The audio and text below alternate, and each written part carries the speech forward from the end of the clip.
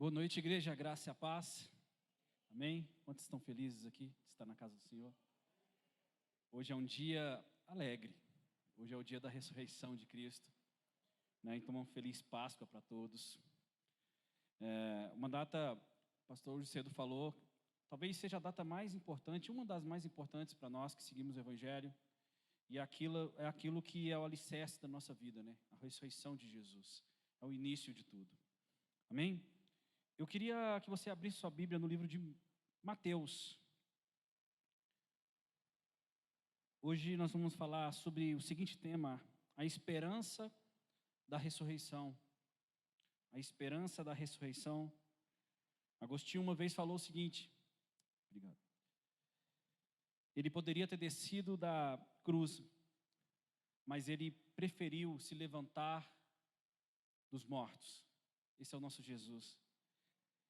E hoje nós vamos falar sobre a figura de um personagem bíblico que ele está como secundário na história. Eu digo que a Bíblia parece que tem alguns personagens que estão na linha de frente.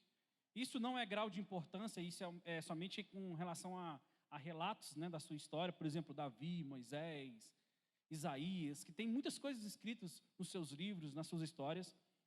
Mas existem alguns personagens que estão secundários ali, mas que tem uma importância muito grande. Hoje eu quero falar sobre José de Arimateia. E a perspectiva dessa visão, desse homem que teve uma participação no momento ali, pós-morte de Jesus, muito importante. Então nós vamos ler o texto que está em Mateus capítulo 27, a partir do versículo 57. A minha versão é a NVI, às vezes muitas pessoas não têm essa versão, mas vocês vão acompanhando aí que vai dar tudo certo. Então, Mateus 27, 57 diz o seguinte: ao cair da tarde, chegou um homem rico de Arimateia chamado José, que se tornara discípulo de Jesus. Dirigindo-se a Pilatos, pediu o corpo de Jesus e Pilatos ordenou que lhe fosse entregue. José tomou o corpo, envolveu-o num lençol limpo de linho e o colocou num sepulcro novo, que ele havia mandado cavar na rocha. E fazendo rolar uma grande pedra sobre a entrada do sepulcro, retirou. O que ele fez? E fazendo rolar uma grande pedra sobre a entrada do sepulcro, retirou-se. Maria Madalena e a outra Maria estavam sentadas ali, em frente do sepulcro. Vai prestando atenção nos detalhes.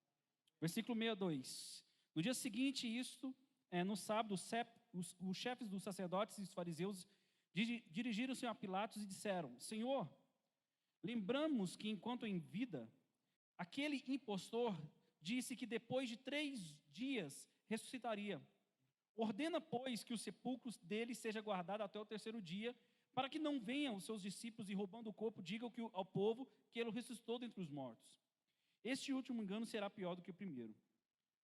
Levem um destacamento, respondeu Pilatos. Podem ir e mantenham o sepulcro em segurança no que acharam melhor. Eles foram e armaram em um esquema de segurança no sepulcro. E além de deixarem o destacamento, montando guarda, lacraram a pedra. Amém? Vamos orar novamente. Pai, essa noite nós podemos te agradecer, Pai, te agradecer e te celebrar o teu nome, porque o Senhor venceu a morte. O túmulo está vazio e essa é a nossa certeza, essa é a nossa esperança. Essa, Pai, é o que nos guia a cada dia, a cada momento, a certeza de que o Senhor, Pai, é o alfa, é o ômega, é o princípio e o fim.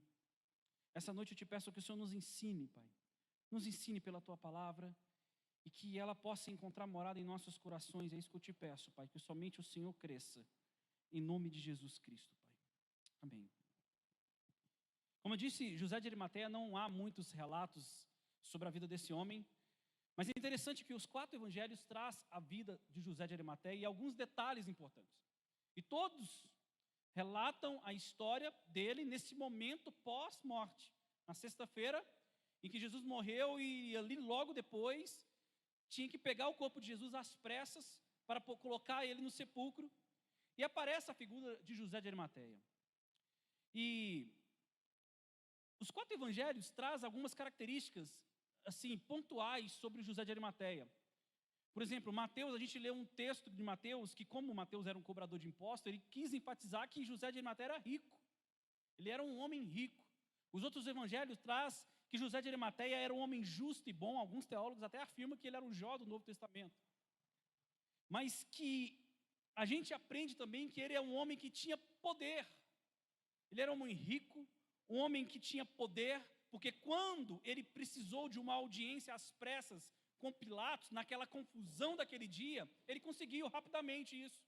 Então, um homem rico que tinha poder, ele era um homem bom, um homem justo, um homem que se tornou discípulo oculto de Jesus, porque ele tinha medo do sinédrio. Na verdade, o sinédrio, ele fazia parte desse sinédrio. O sinédrio, ele cuidava eles cuidavam das questões religiosas da nação de Israel. Então, em Lucas 23, traz um relato de que esse José de Arimateia não concordou com o julgamento de Jesus feito às pressas. Porque o sinédrio reuniu e falou o seguinte: nós vamos julgar Jesus agora, e Jesus foi condenado pelo crime de blasfêmia contra o Espírito Santo. Jesus, ele foi condenado, é claro, com falsas testemunhas, e um crime que não aconteceu, mas o crime que ordenou a morte de Jesus foi que os fariseus e o sinédrio acusou Jesus de blasfêmia, porque ele não poderia ter esse título de filho de Deus. E Jesus falou o seguinte: quem vem a mim, vem ao meu Pai, quem está comigo, está com meu Pai. Ou seja, para os fariseus, se você fosse intitulado como filho de Deus, você era igual a Deus. E esse foi o crime que todos, no livro de Marcos fala que todos que estavam naquela assembleia, foi unânime para a condenação de Jesus à morte.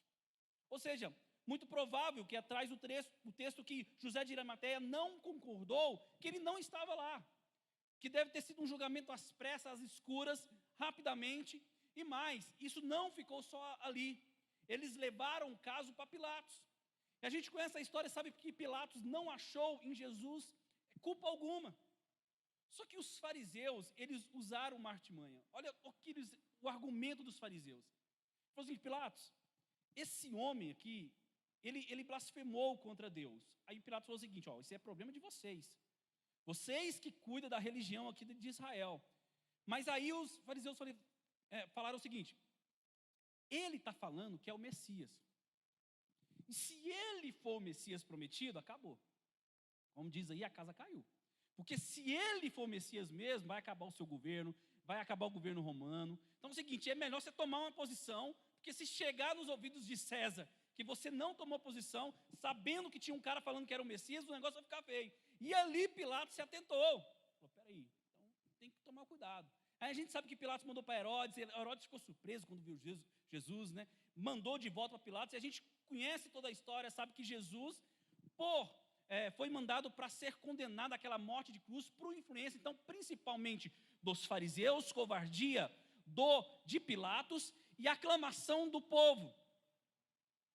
O mesmo povo que uma semana antes estava lá clamando que Jesus era o rei dos judeus, que Hosana, bendita ao rei que vem, em nome do Senhor. No mesmo local, Jesus agora é enviado para a condenação. Então, como eu falei, não tem muitos relatos de José de Arimateia. E a figura dele mesmo é essas que a gente consegue pincelar, que ele não concordou, que ele era um membro oculto, mas que ele teve um papel muito importante nesses 3 dias de crucificação. E hoje eu separei essa palavra nessa intenção de enxergar a morte de Jesus e enxergar a sua ressurreição nos 3 dias. A gente chama sexta-feira da paixão, sábado que eles falam que é de aleluia, e domingo da ressurreição. Só que hoje eu trouxe aqui falando sobre a sexta de dor, o sábado do silêncio e o domingo da ressurreição. Eu quero buscar entender sobre a visão de José de Arimateia esses 3 dias, sexta de dor, sábado do silêncio e domingo de ressurreição. Amém? Sexta de dor. O que mais me chama a atenção na história de José é a sexta-feira. Porque foi no momento menos propício, foi no momento mais difícil que José de Arimateia deu as caras. Quando todo mundo se ausentou, Você não sabe onde estavam os discípulos. Aliás, só falas que um estava lá, que era João, que estava ali perto da mãe de Jesus. Você não sabe onde. Pedro negou, os outros que estavam próximos. E Jesus não era cercado somente pelos 12. Muitos seguiam a Jesus. Nesse momento, todo mundo se ausentou. No momento de dor extrema, é que José de Arimateia sai do anonimato. Como eu falei, em João capítulo 19, diz que ele era já discípulo de Jesus e que fazia isso oculto, porque ele tinha medo, e que ele esperava o reino de Deus. E é interessante que justamente na sexta-feira de dor, na sexta-feira de incerteza, é que ele vem, que ele aparece, que ele surge novamente. E aqui, o surgimento dele não foi simples. Porque quando ele pede para Pilatos o corpo de Jesus, ele está indo contra o sistema romano, ele está indo contra os fariseus. Porque qual era a ordem da crucificação? Aquele que era morto, crucificado, ele servia de exemplo, ou de um mau exemplo, entre aspas, para que todos não fizessem o que ele fez. E quando José de Arimateia vai lá e pede para Pilatos, ele falou o seguinte: Pilatos, esse corpo não pode ficar aí 1 minuto, porque ele não é mau exemplo. Ou seja, eu não concordo com a sentença que você está dando, eu não concordo com essa sentença do Império Romano, Jesus não pode ficar ali. E mais, está indo contra o seu próprio sinédrio, que ele fazia parte, que ele era um dos juízes. E quando todos passavam lá, alguns fariseus falando o seguinte: desce daí, você não é Cristo, você não é o Messias, porque você não salva a si mesmo, todos chacotando de Jesus, ele falou o seguinte: eu preciso comprar um sepulcro novo, eu preciso enrolar esse corpo, eu preciso fazer tudo para sepultar esse corpo, porque ele não foi digno de morte, dessa morte. Ele foi contra o seu próprio sinédrio, ele foi contra o Império Romano, no momento mais difícil. E a lição principal que eu aprendo na sexta-feira, que nunca é tarde para eu dar o meu melhor. Igreja, nunca é tarde para você dar o seu melhor. Se até hoje você levou as coisas, como se diz, na barriga, se até hoje o centro foi o seu umbigo, se até hoje você não fez, para hoje, a partir de hoje dê o seu melhor. Talvez o momento mais propício para começar a dar o seu melhor é diante dessa mensagem do Evangelho da ressurreição de Cristo.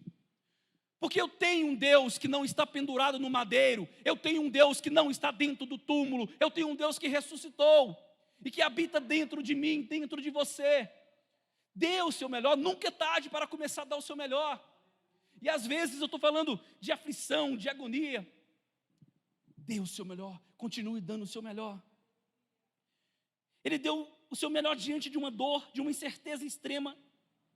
Ele pediu uma audiência com Pilatos, ele pediu o corpo de Cristo, ele comprou um sepulcro novo. Por que justamente agora queria sair do anonimato? Ele podia fazer muito bem como Pilatos, lavar suas mãos. Aliás, como ele não tinha consentido na morte de Jesus, ele poderia até estar com a consciência limpa. Eu tinha consciência limpa, eu não estava no julgamento, eu não fui a favor dessa morte, mas não, isso não foi, não era suficiente. Olha o que diz em Lucas 23, sobre José de Arimateia. Eis que um homem por nome José, senador, homem bom e justo, que não tinha consentido no conselho e nos atos dos outros, cidade dos judeus, que também esperava o reino de Deus. Como explicar que no momento menos propício, ele teve coragem? Entenda uma coisa, preste atenção. Ninguém merece mais o seu medo do que Cristo. Ninguém merece mais o seu medo do que Jesus merece o seu compromisso. O compromisso que você tem com Cristo está acima de todos os seus medos, está acima de todas as suas aflições. Não há pessoa, não há momento, não há circunstância que pode tirar a aliança que Deus tem com você. Não há nada que pode te afastar dessa aliança. E ser seguidor de Cristo não é uma opção da vida quando as circunstâncias estão boas. Ser seguidor de Cristo é um compromisso de amor exercido até mesmo na sexta-feira de dor, até mesmo diante das dificuldades. Porque não é fácil se manter fiel na sexta. Não é fácil se manter fiel diante da sexta de dor, diante da morte de Jesus.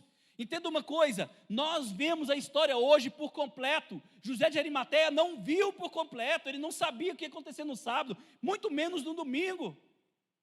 As mulheres ali, Maria que estava andando com Jesus próxima, ficou chorando no sepulcro o dia todo ali. E quando ela foi domingo lá, ela não foi ver a ressurreição, ela foi arrumar o corpo, ela foi ver ali. Eles não esperavam. Por isso que eu acho fantástico a atitude desse homem que saiu da incerteza para coragem. O problema é que nós, vendo a história toda, ainda a gente continua nos acovardando. Eu sei o que aconteceu na sexta, eu sei o que aconteceu no sábado, eu sei o que aconteceu no domingo, e continuo covarde em minhas atitudes com relação ao Evangelho. Por isso que eu acho fantástica a história de José de Arimateia. Diante da incerteza, ele não sabia o que aconteceria, mas ele falou o seguinte: tem algo diferente nesse homem, esse homem não mereceu essa morte, e seja o que for que vai acontecer comigo, eu preciso fazer alguma coisa.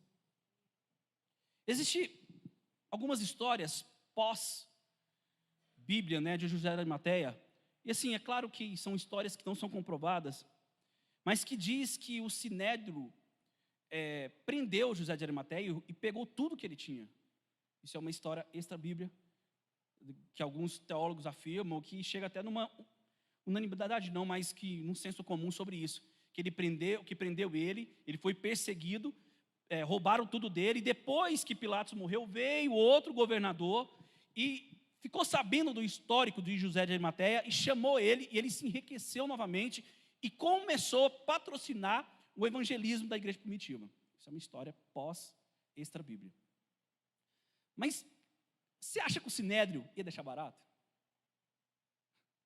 Porque ele se tornou a testemunha principal. Com certeza não ia deixar barato. O sentimento de José era um sentimento de incerteza. E muitas vezes nós nos assemelhamos a José nesse sentimento de incerteza. Mesmo conhecendo o domingo da ressurreição, quando nós estamos na cesta da dor, na adversidade, nós somos recheados de incertezas. Porque não é fácil. Não estou querendo aqui falar que é fácil, não. É difícil. É difícil. Eu preciso me atentar que as minhas reações diante das aflições, das adversidades, dos momentos de fragilidades, nas angústias, a minha reação na sexta-feira de dor é que faz a diferença nesse mundo. Como eu me reajo na sexta-feira da paixão é que faz a diferença, é que eu testemunho o Evangelho. Como eu faço, se eu continuo fazendo e dando o meu melhor na sexta-feira de dor, na sexta-feira de angústia, na sexta-feira quando parece que o mundo acabou, será que eu continuo dando o meu melhor?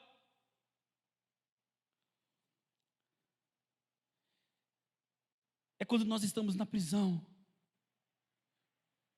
que nós começamos a cantar como Paulo e Silas. Paulo e Silas, depois de ser açoitado injustamente, foi na prisão, e na sexta-feira da dor, a única opção que ele tinha ali era o quê? Confiar. A gente chega a um determinado momento da nossa vida que a gente não tem o que fazer nada, a gente tem que confiar. José no fundo do poço, ele não ia conseguir sair de lá, ele tinha que confiar, clamando. É isso que faz a diferença, é a esperança da ressurreição que me move na sexta-feira da paixão, a esperança viva, uma esperança que não morre, uma esperança que é real. E eu mesmo aprisionado, eu mesmo no fundo do poço, eu creio que eu posso crer no amanhã, eu creio que o Senhor virá, eu creio sim que amanhã haverá esperança. Temor não há para aqueles que estão em Cristo Jesus. Olha o que o livro de Pedro fala, 1 Pedro 1,3: bendito seja o Deus Pai do nosso Senhor Jesus Cristo, conforme a sua grande misericórdia, Ele nos regenerou para uma esperança viva, por meio da ressurreição de Jesus dentre os mortos. Eu enfatizo novamente, nós conhecemos toda a história. É por isso que em meio ao desespero, eu não me desespero. É por isso que em meio à dor, eu continuo crendo no amanhã, porque Ele vive e eu posso crer neste amanhã. Ele vive. Sabe o que faz a diferença numa sexta-feira de dor? É que nós podemos olhar para a grandeza de Deus Criador, é que nós temos a certeza de que nada pode deter o amor, nada pode me separar do amor. É porque eu tenho a certeza que o nosso Deus não está pendurado no madeiro, Ele está vivo, Ele ressuscitou. É porque eu tenho a certeza que quando nós estamos no vale, Ele se levanta com a sua mão poderosa, Ele nos sustenta, Ele nos acolhe, Ele nos guia, Ele nos protege, Ele muda a nossa história.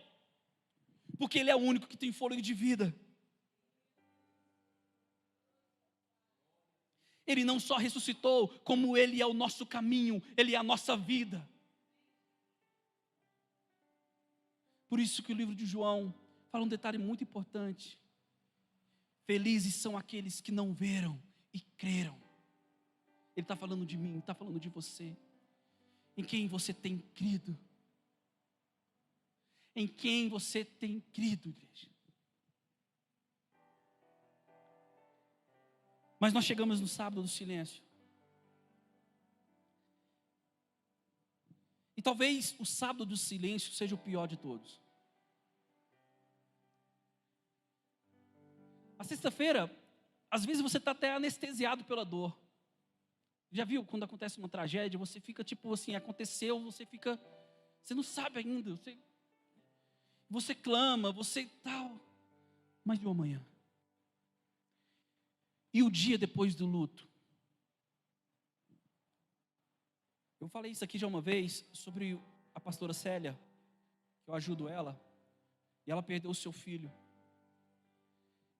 E ela contando lá na igreja, que o pior momento, porque ela teve força para ir lá, ela foi lá no filho dela, ficou lá do lado, teve força, e eu fui no velório, ela estava lá firme e forte. Mas o momento mais difícil foi no dia depois, o silêncio. O pior dia é o silêncio. É quando você não sabe, parece que Deus se ausentou, parece que o silêncio. Há um silêncio para chegar à ressurreição ao sábado. Na cesta de dor, a única forma de ação, às vezes, é confiar. No domingo vem ressurreição, que é o dia da glória. Mas e no sábado, onde nós não sabemos o que vai acontecer? Eu imagino José de Arimateia passando na frente do túmulo, depois de se expor. Eu imagino os discípulos, eu imagino Pedro que tinha negado, eu imagino Maria, e um silêncio gigantesco. O sábado se tornou uma semana, se tornou um mês, porque o silêncio é isso, faz com que eu perca o senso da crença. Parece que eu não confio mais, porque o silêncio é gigantesco. Como nós reagimos diante do silêncio? Eu quero contar uma historinha para você. Havia um fazendeiro que tinha perdido o seu relógio, muito valioso. E ele procurou no celeiro o relógio, e ele tinha certeza que tinha perdido lá, mas ele não achou. E ele teve uma ideia, ele falou o seguinte: eu vou chamar as criançadas. Vou chamar todas as crianças da vila e nós vamos procurar esse relógio. E foi aquela festa, né, criança? Falou o seguinte: ó, quem achar eu vou prêmio. Aí ele começou, e todo mundo procurando, aí depois de horas procurando, ninguém achou o relógio. E ele desanimou, ele falou: não, deixa, vou acostumar com a perca. Aí um menino chegou para ele e falou o seguinte: eu posso procurar mais uma vez? E o fazendeiro falou o seguinte: não sei se vai adiantar, mas pode. Ele falou o seguinte: mas eu quero entrar sozinho. E aquele menino entrou sozinho no celeiro. Depois de poucos minutos ele saiu com o relógio. E o fazendeiro ficou surpreso e falou assim: o que você fez? Ele falou o seguinte: eu sentei e esperei. Eu sentei para escutar o tic-tac do relógio. Porque no sábado do silêncio, a única forma é esperar. Tenha certeza que Deus está sussurrando no seu ouvido. Ele não se cala. Eu não acredito num Deus que se cala. Eu acredito com um Deus que está conosco o tempo todo. Sabe qual que é a chave que muda? É quando no sábado do silêncio eu consigo contemplar a grandeza de Deus.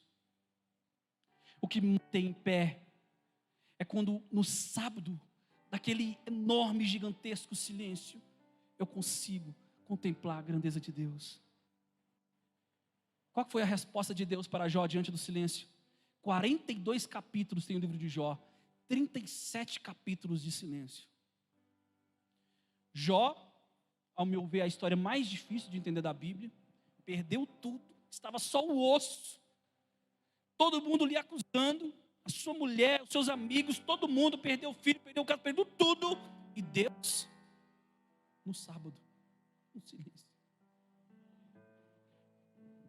Mas sabe qual foi a resposta de Deus para Jó? A partir do versículo 38. Falou o seguinte: Jó, onde você estava quando eu firmei os alicerces da terra? Jó, quem definiu a dimensão da terra e estendeu a linha de medir? Jó, quem estabeleceu os limites do mar? Jó, quem é que dá ordem para que amanhã apareça? Jó, onde ficam as portas da morte? Você tem ideia da extensão da terra? Jó, onde se divide os relâmpagos? Jó, quem faz a chuva cair sobre a terra árida no deserto, onde ninguém habita?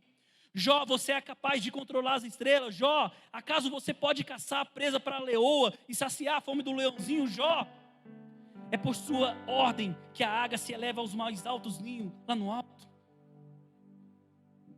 Deus estava falando para Jó: Jó, contemple a minha grandeza. Contemple a minha grandeza. A resposta de Deus para o silêncio vem no ato de contemplar a sua grandeza. E eu só consigo fazer isso muitas vezes quando eu estou sozinho no celeiro, procurando aquele relógio, procurando o tic-tac. No sábado, igreja, você tem que contemplar a beleza do Criador. Sabe por quê? Porque sábado ele não ressuscitou, foi no domingo. Contemple a beleza de Deus.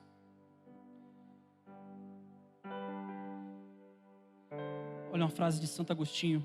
Ele fala que ter fé é acreditar naquilo que você não vê. E a recompensa dessa fé é ver aquilo que você acredita. Então ter fé é acreditar naquilo que você não vê. E a recompensa da fé é ver aquilo que você acredita. Na sexta e no sábado, nós podemos olhar para o domingo. E domingo nós podemos contemplar a sexta e o sábado. Romanos 5 diz que a esperança não nos decepciona. Só um minutinho. Está cortando, né?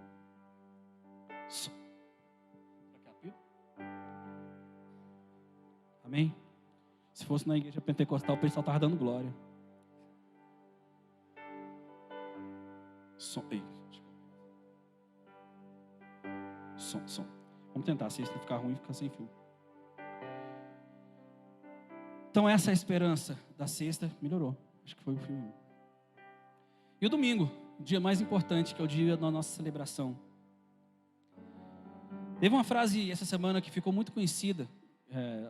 Eu acho que eu vi umas 2 ou 3 vezes no Instagram aí, no TikTok, enfim. Que foi uma frase de Billy Graham, que ele falou o seguinte: um dos maiores acontecimentos da história não foi o homem pisar na lua, mas foi Deus pisar na terra. É magnífico isso, porque ele não só pisou na terra, como se fez carne e morreu por mim e por você. A principal mensagem do domingo é que ele venceu a morte. E esse vencer a morte é o que me norteia, é o que dá alicerce para a minha caminhada. Porque é nesse domingo que ele encontra a pérola de grande valor. Já ouviu falar desse texto na Bíblia, a pérola de grande valor? Olha o que diz em Mateus capítulo 13, versículo 45. O reino de Deus, o reino dos céus também é conhecido. É como um negociante que procura pérolas preciosas. Encontrando uma pérola de grande valor, foi e vendeu tudo o que tinha e comprou a pérola. O segredo para desfrutar do domingo da ressurreição é entender que você encontrou essa pérola de grande valor. Você tem essa pérola de grande valor, o qual você está disposto a sacrificar tudo, o qual tudo se torna secundário, porque você tem em suas mãos a pérola de grande valor. Jesus, ele não nos promete conforto. Jesus, ele não nos promete facilidade. O que ele nos promete, sim, é sacrifício, é entrega, mas que ele está conosco. Nós temos essa pérola de grande valor, nós encontramos.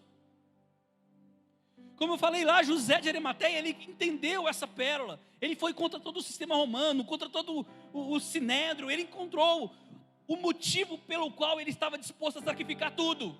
Será que você tem essa consciência de que você encontrou o motivo o qual você está disposto a sacrificar tudo.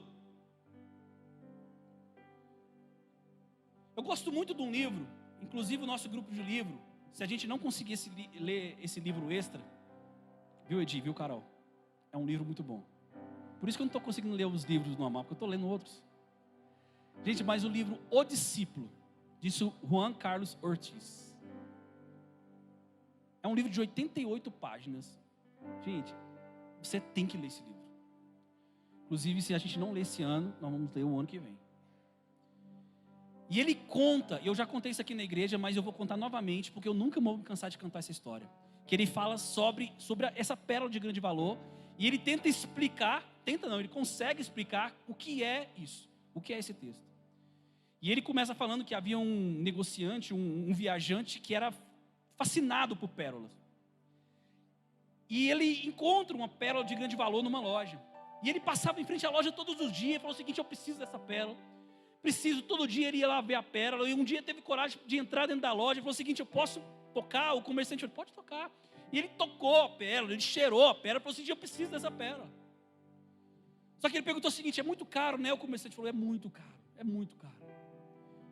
E ele foi embora triste assim, mas o comerciante falou o seguinte: não, peraí, mas você pode comprar essa pérola. Ele falou: posso? Ele falou: quanto que eu vou pagar isso aí? Ele falou: você vai pagar tudo que você tem. Ele falou: tudo? Ele falou: tudo. Aí ele pegou a carteira lá, tinha lá R$120. Ele falou: não, é tudo, a carteira também. É o cartão, a senha. Se for aproximação, não precisa de senha não, é tudo. E ele falou o seguinte: tá, mas como que eu vou abastecer meu carro? Ah, você tem carro? É o carro também, é tudo. Aí ele falou o seguinte: mas como que eu vou embora para casa? Você tem casa? É casa também. Ele falou: mas o que eu vou falar para minha mulher? Você tem mulher? É mulher também. Mas como que eu vou cuidar dos meus filhos? Filhos? É filhos também. Ele falou assim: eu vou morar numa barraca? É barraca também, é tudo. Tudo que você tem, você vai me dar por causa dessa pérola. Tudo, tudo, tudo. É cachorro, é tudo. Tudo. E ele deu tudo. Listou na lista lá tudo. E aquele comerciante listou e falou o seguinte: é o seguinte, eu vou te devolver tudo, para que você cuide, mas lembre-se, tudo é meu. E quando eu quiser alguma coisa dessas que eu pedi aqui, você não pode questionar, porque é meu. E eu entendo perfeitamente o que é buscar o reino de Deus. Não é se isentar da minha família, do meu carro, do meu trabalho, não. Mas é tudo que eu tenho em minhas mãos, eu sei que é para glorificar o nome de Jesus. Eu encontrei a pérola de grande valor, o qual eu estou disposto a sacrificar tudo. Tudo, não é meu, é dele, mas ele me dá para que eu cuide. Como você tem cuidado das suas coisas? O apóstolo Paulo fala: quer bebais, quer comais, tudo que você fizer, faça para a glória de Deus. Quando você se relacionar, é para a glória de Deus.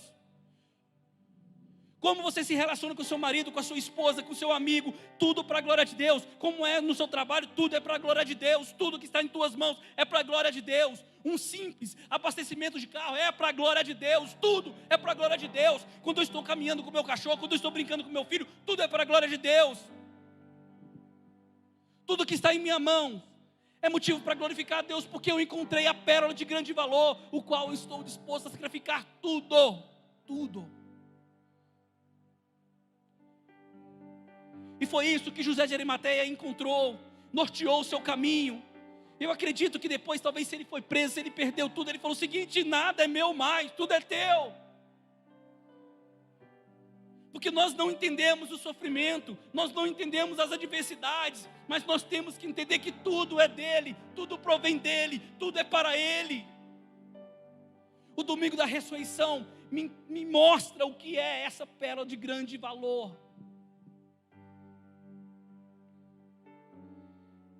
Jesus, ele ressuscitou, o caminho ressuscitou, a verdade ressuscitou, a vida agora é Cristo, a vida é Cristo, e a nossa vida agora é Cristo, a nossa vida é Cristo.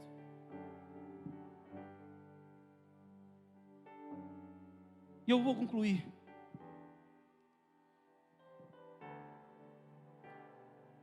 Eu quero concluir essa reflexão, essa rápida reflexão.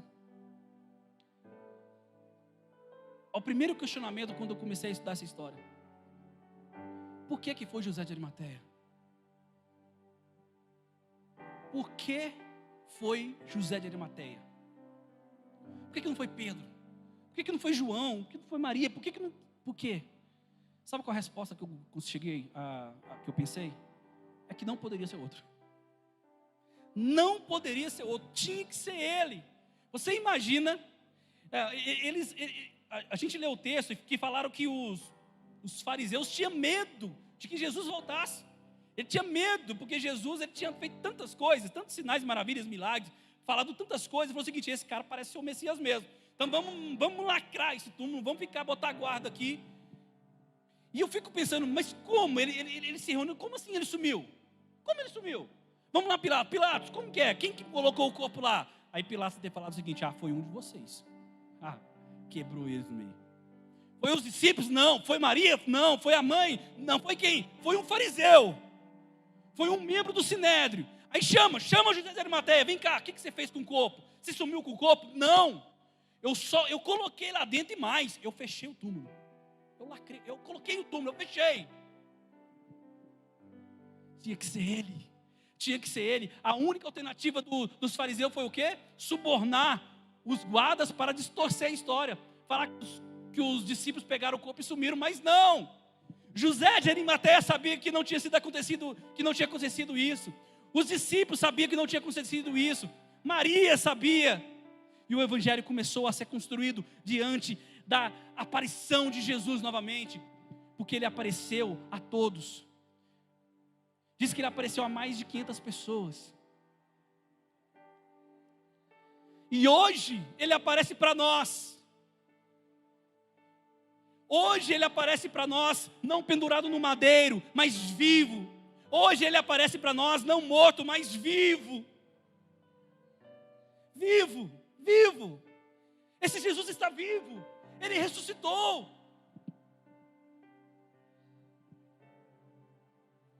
Talvez os fariseus lembravam da profecia de Oséias, né? Oséias falou o seguinte: venha, voltemos para o Senhor. Ele nos despedaçou, mas nos trará cura. Ele nos feriu, mas secará as nossas feridas. Olha o que diz Oséias 6, capítulo 6, versículo 2. Depois de 2 dias, ele nos dará a vida novamente. Ao terceiro dia, nos restaurará, para que vivamos em sua presença. Talvez ele se lembrou da própria palavra de Jesus em Marcos 8, que o Filho do Homem teria que morrer, mas que ressuscitaria ao terceiro dia. Ou pelo menos Mateus capítulo 17, quando Jesus chega na Galileia e falou o seguinte: eu vou morrer, mas eu vou voltar. Mateus capítulo 28, Jesus falou que estaria conosco até o fim. E Ele está conosco vivo. Vivo.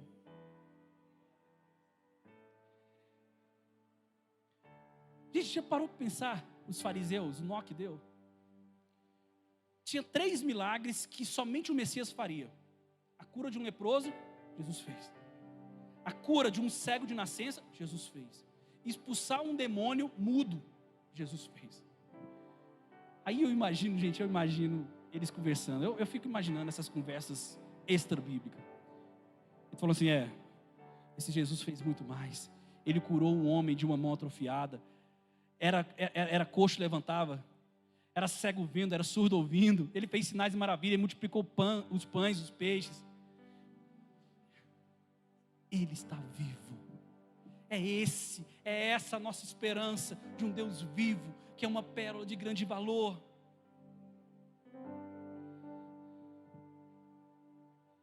A palavra de Deus diz em Apocalipse capítulo 23, 22, que Jesus, Ele é o alfa, que Ele é o ômega, que Ele é o princípio e que Ele é o fim.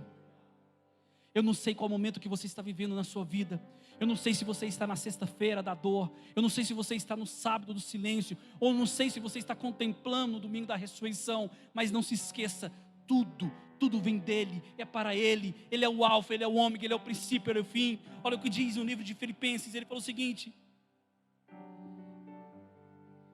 e Jesus, sendo encontrado em forma humana, humilhou-se a si mesmo e foi obediente até a morte, e morte de cruz. Por isso Deus o exaltou à mais alta posição e lhe deu o nome que está acima de todo nome, para que ao nome de Jesus todo joelho se dobre, debaixo dos céus e acima dos céus e na terra, e toda língua confesse que Jesus Cristo é o Senhor, para a glória de Deus Pai. Essa é a esperança da ressurreição. E essa noite eu quero te convidar a celebrar o Senhor. Você vai se colocar em pé, e nós vamos terminar esse culto hoje celebrando ao Senhor, celebrando a ressurreição, celebrando esse Deus que está vivo. Ele não está mais morto. O nosso Deus está vivo, igreja. O nosso Deus está vivo. O nosso Deus está vivo. Glória a Deus.